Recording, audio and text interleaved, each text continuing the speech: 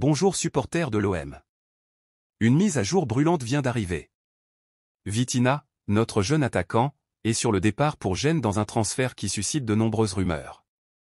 Suivez-nous jusqu'à la fin pour comprendre tous les détails et les implications de cette transaction, et n'oubliez pas de vous abonner pour continuer à recevoir toutes les nouvelles. Récemment, il a été confirmé que Vitinha quittera l'OM pour s'engager définitivement avec Gênes.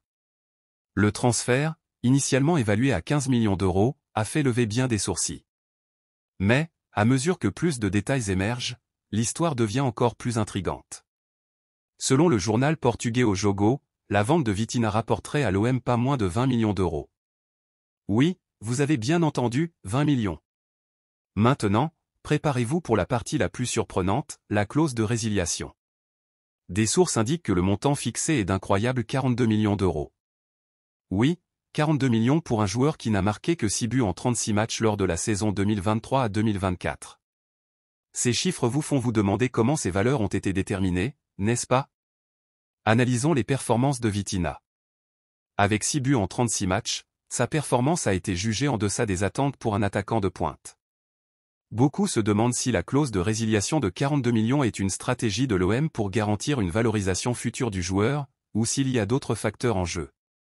Après tout, dans un marché où les transferts sont de plus en plus gonflés, de telles sommes peuvent sembler irréalistes. Et ce n'est pas tout.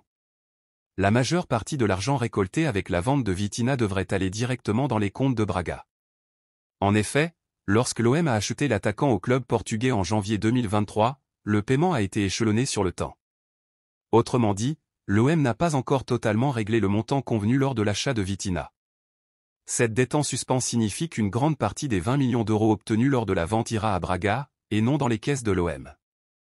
Ce transfert soulève plusieurs questions sur la gestion financière et stratégique de l'OM. Comment le club prévoit-il d'utiliser le reste de l'argent après avoir payé Braga? L'OM va-t-il investir dans de nouveaux talents ou renforcer d'autres secteurs de l'équipe? Et surtout, que signifie cette vente pour l'avenir du club et sa capacité à rivaliser lors des prochaines saisons? Le départ de Vitinha marque la fin d'un chapitre court mais intense à l'OM. Bien qu'il n'ait pas atteint les performances attendues, son transfert à Gênes peut ouvrir de nouvelles opportunités tant pour lui que pour notre club. Et qui sait, avec l'argent récolté, l'OM pourra peut-être faire de nouvelles recrues qui apporteront le succès souhaité dans les prochaines compétitions. Ce transfert complexe et plein de rebondissements va certainement faire parler parmi les supporters. Et vous, que pensez-vous de cette vente? Croyez-vous que l'OM a fait une bonne affaire? Laissez vos commentaires ci-dessous, nous voulons connaître votre avis. Restez connectés sur notre chaîne. N'oubliez pas d'aimer, de partager et de vous abonner pour ne manquer aucune nouveauté.